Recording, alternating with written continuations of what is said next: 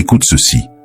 Peu importe s'il est en train de sortir avec une autre, si tu lui plais vraiment, son esprit continuera de te chercher. La connexion réelle transcende les circonstances extérieures. Quand quelqu'un a ressenti quelque chose de sincère avec toi, cette empreinte émotionnelle ne s'efface pas facilement.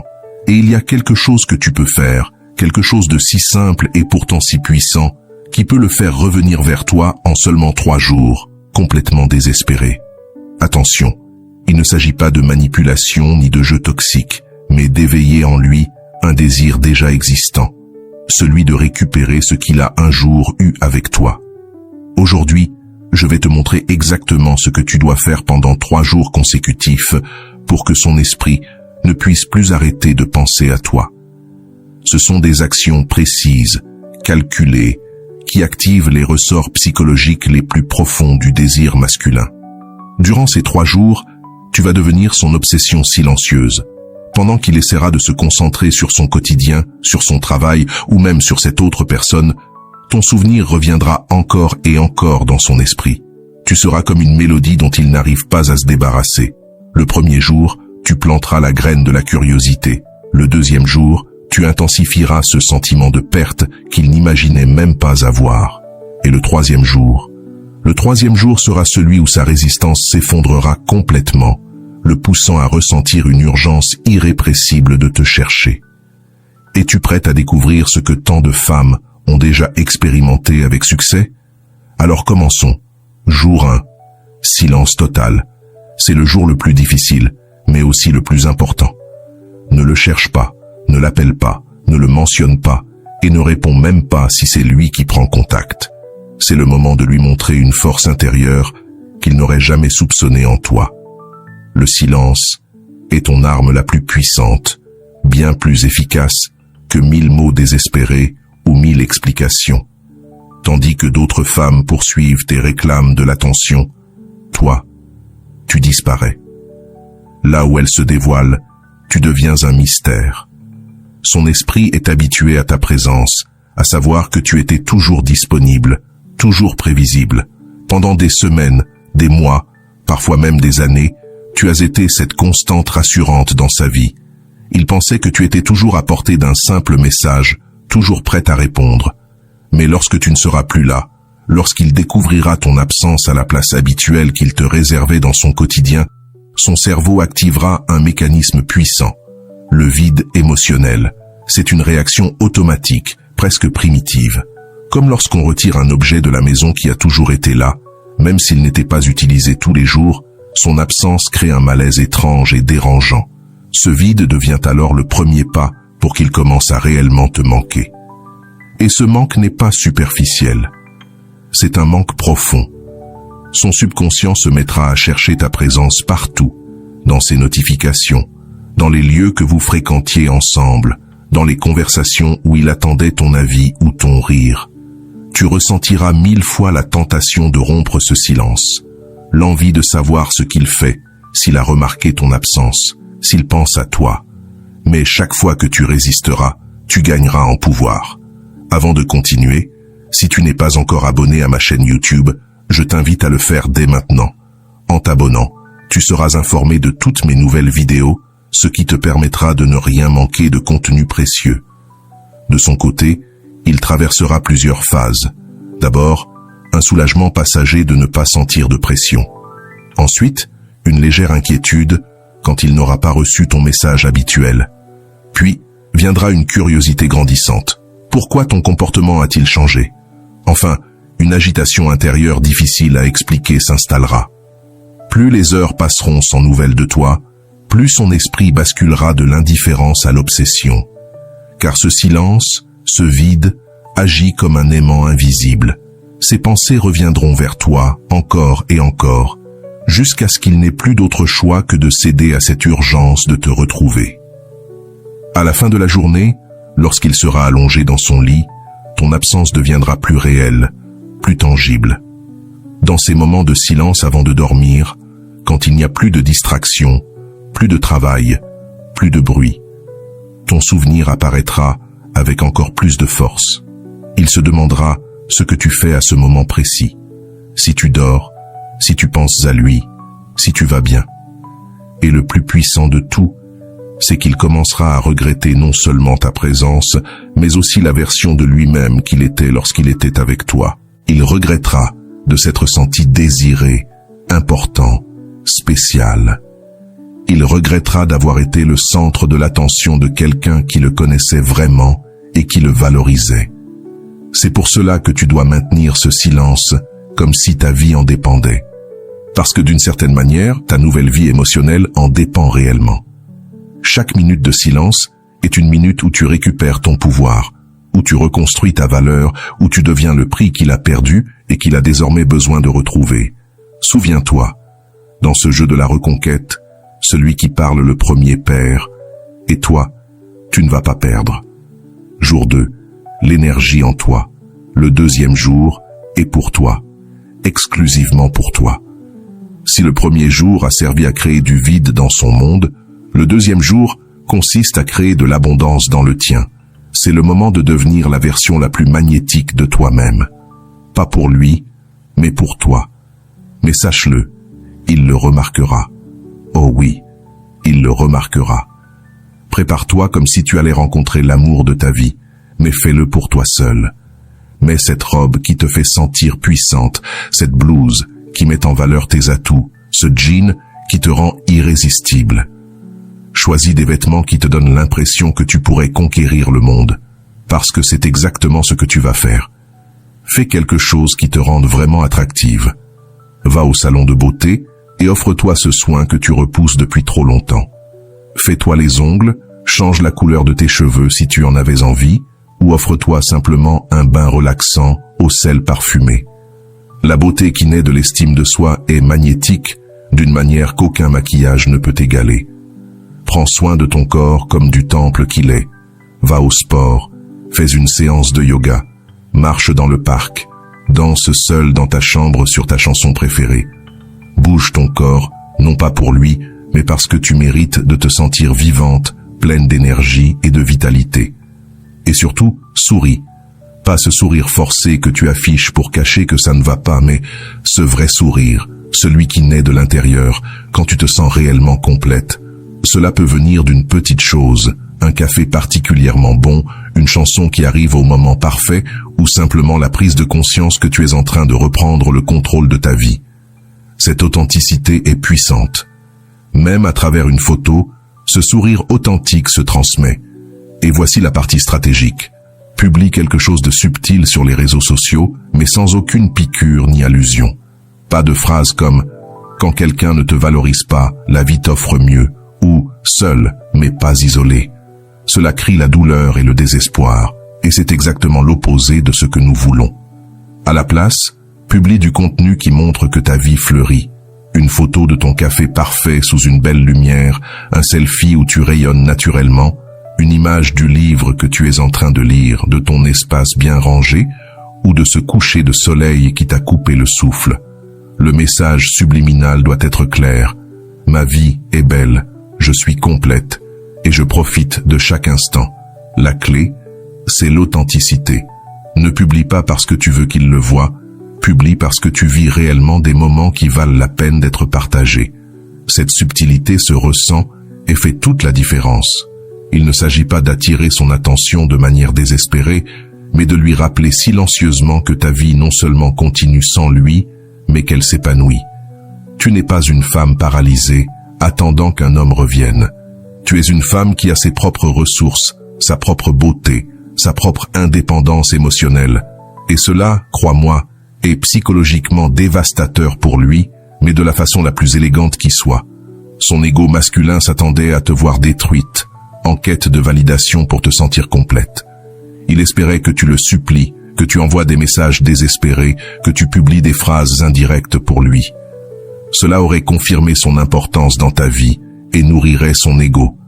Mais à la place, il te voit plus rayonnante que jamais. Il te voit vivre, briller, être totalement autosuffisante émotionnellement. Et ça le désarme. Pendant qu'il s'attendait à te voir briser, tu t'épanouis. Pendant qu'il pensait que tu allais supplier, tu construis. Pendant qu'il croyait que tu étais dépendante, tu montres ton indépendance. Cette incohérence entre ses attentes et ta réalité l'obsédera. Les hommes sont programmés pour poursuivre ce qui s'éloigne et se désintéresser de ce qui se rapproche trop. En te voyant prospère, épanouie et indépendante, son instinct de conquête va s'activer. Soudain, tu deviens le défi, l'objectif à atteindre, le prix qu'il a perdu et qu'il valorise de nouveau. Il y a quelque chose de profondément attirant dans une femme capable d'être heureuse par elle-même. Le bonheur est contagieux, la confiance est magnétique et l'indépendance émotionnelle est irrésistible. En te voyant ainsi, il se souviendra pourquoi il a été attiré par toi au départ, mais cette fois multiplié par 10. À la fin de ce deuxième jour, il ne se contentera pas de te regretter. Il commencera à remettre en question sa décision de t'avoir laissé partir. Il repensera au bon moment avec toi, mais cette fois depuis une autre perspective, celle de quelqu'un qui n'a plus la garantie de t'avoir. Et toi, pendant ce temps, tu redécouvriras la femme incroyable que tu as toujours été, mais qui était peut-être restée dans l'ombre de cette relation. Ce jour-là n'est pas seulement une stratégie pour le reconquérir, lui. C'est une révolution personnelle pour te reconquérir toi-même. Jour 3. La présence indirecte. Le troisième jour, c'est là que tout devient intéressant. C'est le moment où la stratégie des jours précédents se transforme en un coup de maître. Si le premier jour a créé le vide et le deuxième a montré ton abondance, le troisième va réveiller quelque chose de beaucoup plus puissant, la nostalgie. Et la nostalgie, crois-moi, est l'arme la plus redoutable dans l'art de la reconquête. Ce jour-là, tu vas faire quelque chose qui lui rappellera un moment précis que vous avez partagé, mais avec une subtilité tellement élégante qu'il ne pourra pas t'accuser de penser encore à lui. C'est l'art de la communication subliminale, celui d'envoyer un message directement à son subconscient, tout en gardant intacte ta dignité.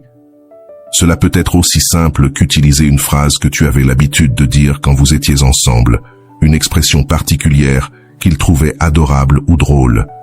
Mais attention, il ne s'agit pas de l'utiliser de manière forcée ou évidente.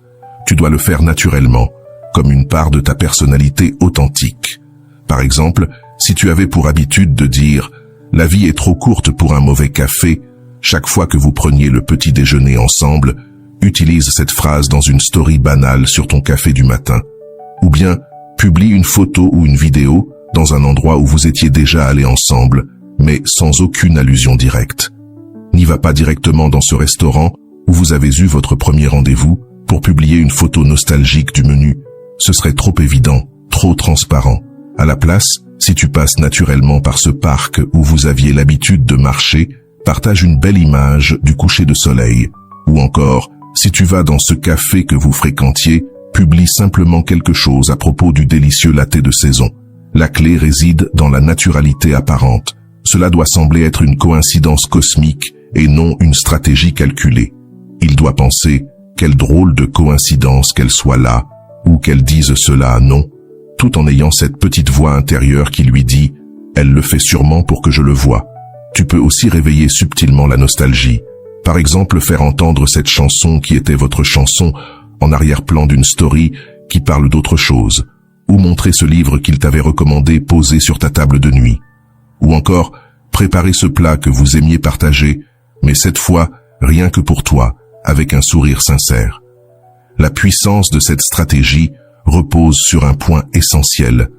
Tu ne fais rien pour lui directement. Tu ne l'appelles pas, tu ne lui écris pas, tu ne demandes rien. Mais tu actives son subconscient automatiquement. C'est comme planter une graine émotionnelle dans un terrain fertile. Quand il verra ou entendra ces références, son esprit voyagera immédiatement vers ces moments que vous aviez partagés. Et il ne pourra pas t'accuser de manipulation, car techniquement tu n'as rien fait de diriger vers lui. Le cerveau masculin, contrairement à ce que beaucoup croient, est profondément émotionnel, surtout lorsqu'il s'agit de souvenirs positifs. Les hommes savent compartimenter leurs émotions dans le présent, mais ils sont incroyablement vulnérables à la nostalgie. Un simple parfum, une chanson, une image, peuvent les transporter instantanément vers des instants qu'ils pensaient avoir laissés derrière eux. Et si cet homme ressent encore quelque chose pour toi, ce qui est fort probable, s'il a suivi tes faits et gestes ces derniers jours, alors il ne pourra pas empêcher son esprit de se remplir de souvenirs. Il se rappellera non seulement de moments précis, mais aussi de l'atmosphère émotionnelle entière, la complicité, la proximité, la connexion particulière que vous aviez. Les souvenirs émotionnels sont différents des simples souvenirs factuels.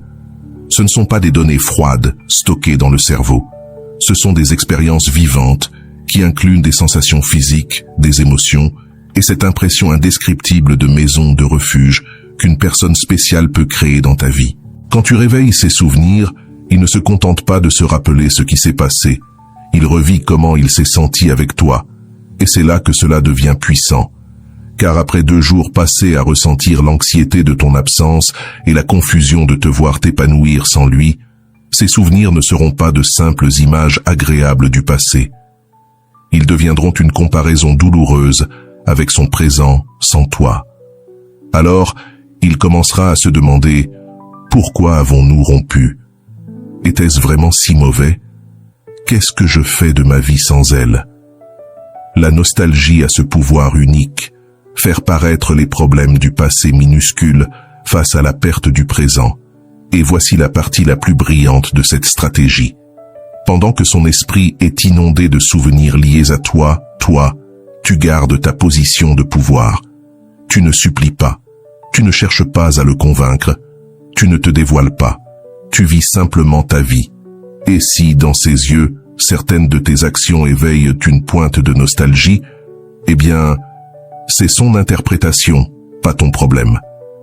Cette ambiguïté va littéralement le rendre fou. Il ne pourra pas te confronter, car tu n'as rien fait directement pour lui. Il ne pourra pas l'ignorer, car ses souvenirs auront déjà été réactivés. Et il ne pourra pas se convaincre que ce n'est qu'une coïncidence, car il y aura eu trop de coïncidences d'affilée. Au terme du 3e jour, il sera dans un état mental très particulier, pleinement conscient de ce qu'il a perdu, obsédé par les souvenirs de ce que vous aviez et incapable de cesser de penser à toi. Mais surtout, il aura l'impression que ce sont ses propres conclusions, pas les tiennes. Et c'est là toute la différence entre la manipulation et une stratégie élégante. Car lorsqu'un homme sent qu'on tente de le manipuler, il résiste. Mais quand il croit que ses pensées sont venues de lui-même, elles deviennent puissantes et indiscutables. Alors, ces résistances tombent. Ces 3 jours forment une véritable montagne russe émotionnelle, vide, surprise, nostalgie. Son esprit aura traversé ton absence, ta force, et maintenant le rappel de pourquoi il s'était épris de toi au départ. Et le 4e jour, il est presque certain qu'il ne pourra plus résister. Il viendra vers toi. Et quand il le fera, ce ne sera pas depuis une position de force, pour tester si tu es encore disponible. Non, ce sera depuis une véritable nécessité intérieure, parce que ces 3 jours auront suffi pour que tu redeviennes la femme qu'il n'arrive plus à chasser de son esprit. 3 jours peuvent tout changer. Mais la clé, c'est d'être discipliné et de ne pas briser le processus. Crois-moi, il n'y a rien de plus irrésistible pour un homme qu'une femme qui ne court derrière personne, qui rayonne seule et qui sait comment laisser une empreinte indélébile dans son esprit. Alors dis-moi en commentaire, es-tu prête à relever le défi de ces 3 jours ? J'ai hâte de voir combien parmi vous vont décider de reprendre leur pouvoir, sans supplier.